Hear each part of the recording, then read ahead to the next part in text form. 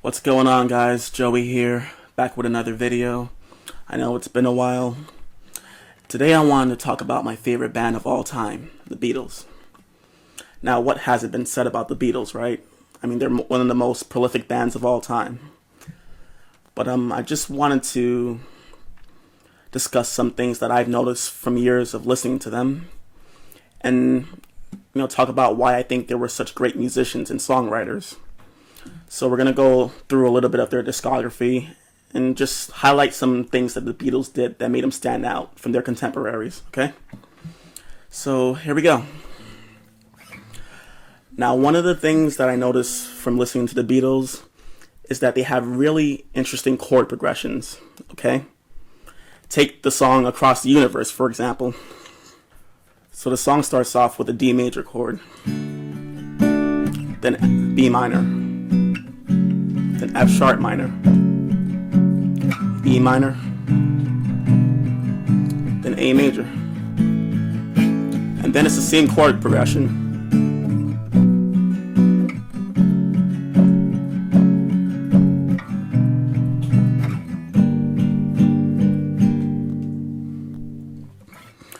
That right there is my favorite part in the whole song, okay? Because at the end of that chord progression, he plays a G minor chord. Now, this song is in the key of D, okay? And if you know your music theory, you would know that the G chord is supposed to be a major chord because G is the fifth chord in the key of D. It goes major, minor, minor, major, and major. So that G chord is supposed to be a major chord, but he's playing a G minor. So, he's kind of like breaking all the rules of music theory right there, But you know what? It's the Beatles. They can do whatever the fuck they want, right? And it sounds good. It adds a little bit of tension to the song because, it should be a major chord, but it's not. And it gives it a really unique sound. I think Lennon even admitted in an early interview that he doesn't know anything about music theory. He didn't even know like the names of the chords that he was playing, if he was playing major or minor. So that's just interesting to think about.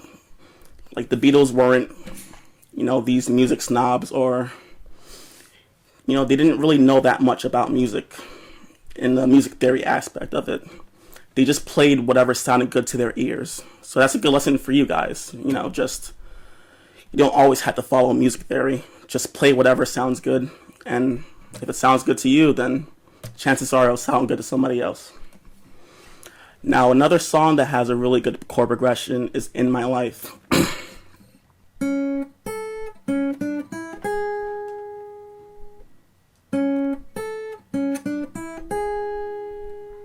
So it starts off with the A chord, then E, F sharp,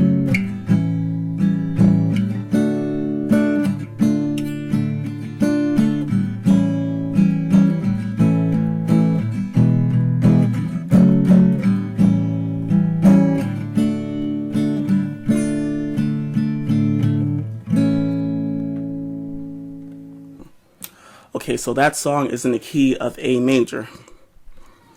And then he plays a D chord, and D is the fourth chord in the key of A major. So that should be a major chord usually.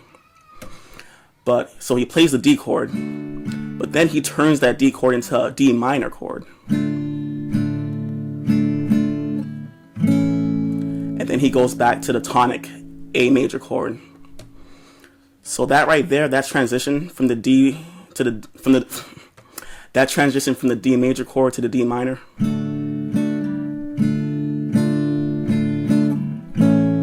that's just so good because it adds tension. That D minor chord adds tension to the song, to the listener, because, like I said earlier, it should be a major chord, but it's not. They change it into a minor chord, and then they resolve it to the A chord, which is the key of the song.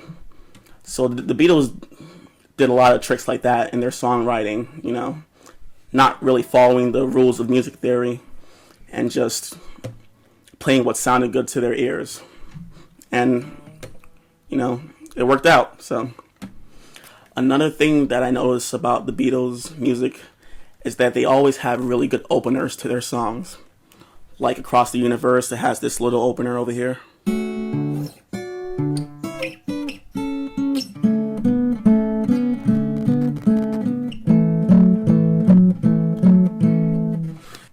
Now, Michelle is another song that has a really good opener. And also, I've Just Seen a Face too. Those are just a few of the many examples of Beatles songs with really good openers. Now, another thing I love about the Beatles is that they walk up and down into their chord progressions. Let me show you what I mean. So in the song And I Love Her, the song goes like this.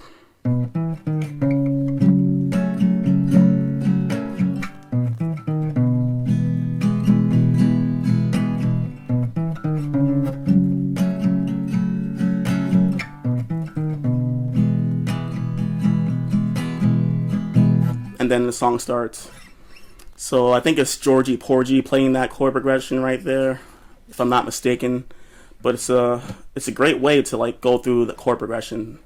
So what they're doing is they're using these notes to go into the next chord. So for the first chord, which is the F sharp minor, he's playing the second fret of the A string, then the second fret of the D string, then the first fret of the D string, and then the fifth fret of the A string. Sorry, the fourth fret of the A string. And then he does the same thing, except he lands on the second fret of the A string.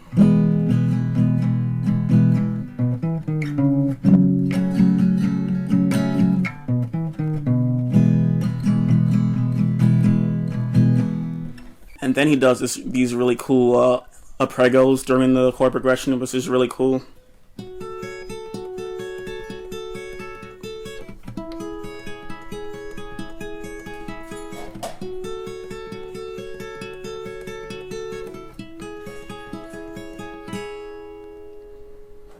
You know, it gives it a really nice sound to the song. You know, instead of just playing the regular chords, doing those arpeggios up high, really makes the song stand out in a good way. Now, another great example of this is in the song You've Got to Hide Your Love Away. Here's the chord progression. Here I stand, head in hand, got my face to the wall. If she's gone, I can't go on, feeling 2 foot small.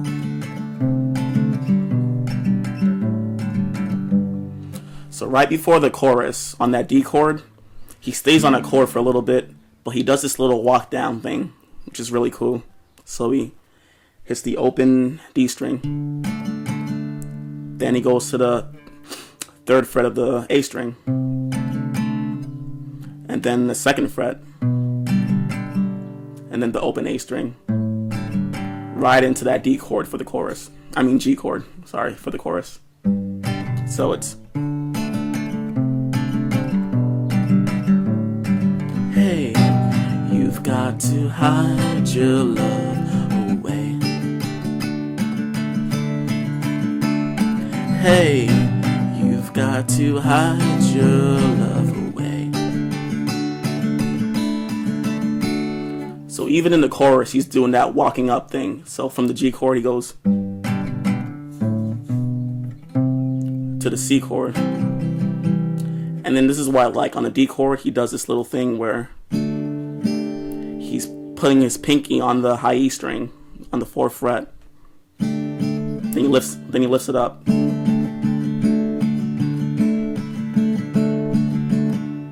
See, all that is one chord right there, but it sounds like so many different things going on because of what he's adding to it. So, you know, whenever you're playing the D chord, if you don't want to be boring and just strum the D chord, you know, you could do little things like that to make it a little more interesting, you know.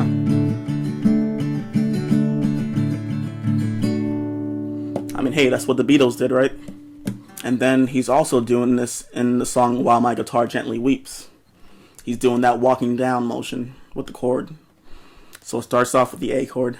Then he's walking down.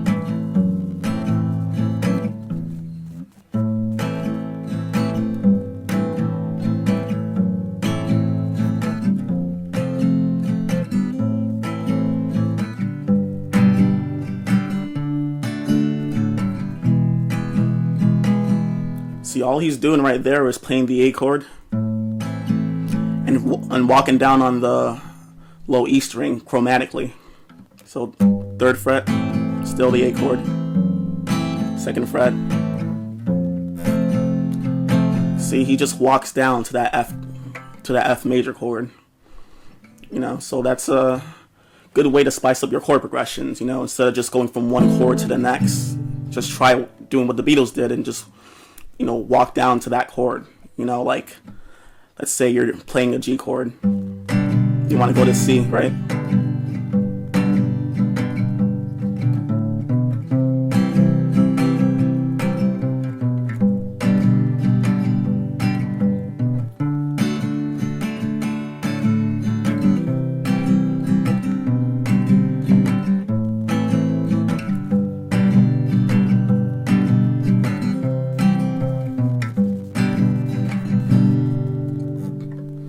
You know, that's a really like folky Bob Dylan kind of way of playing, you know, the guitar, and it really makes it sound a lot better, especially if you're not that experienced of a guitarist like I am. So just a little, you know, just little key things that you can use in your own songwriting and chord progressions. Now, the last thing I wanted to talk about the Beatles before I go on and on for hours about why they were so awesome. I should probably cut this video short, but the last thing I wanted to talk about was their guitar solos. They always had really unique, great sounding solos, and their solos weren't always over the top, you know? Like for example, on the song And I Love Her, here's a solo for that.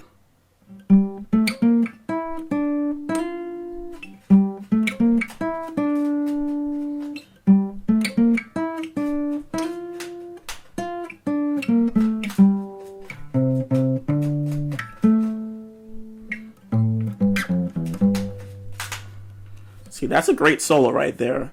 It's nothing crazy, it's pretty simple. He's pretty much just following the melody of the song. But, you know, like in most guitar solos, usually they just use the high E string or the B string and just play up high on the frets for like the guitar solo.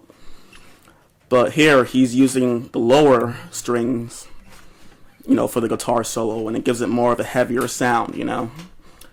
You know, that's not usually the strings you look for when you're soloing, but then again, they're the Beatles. They can do whatever they want, and it still sounds good.